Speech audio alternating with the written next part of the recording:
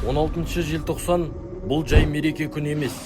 Бұл қазақ жастарының оянған күні, қорқынышты жеңген күні. 1986 жылы алаңға шыққандар ел тағдыры үшін, қазақтың қадірі үшін алаңға шықты. Өз елімді өз ұлым басқарсын деді. Сол сөзі үшін таяқ жеді, түрмеге түсті, жанын берді. Сол сөз үшін бұзақ атанды. Бейбіт басталған шеруге әскер мен арнайы жасақ жіберілді. Мыңдаған студент ұсталып, оқудан, жұмыстан шығарылды. Қаншасы қаза тапты, сотталды.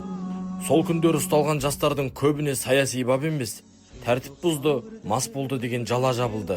Өйткені билік олардың саналы түрде шыққанын мойындағысы келмеді.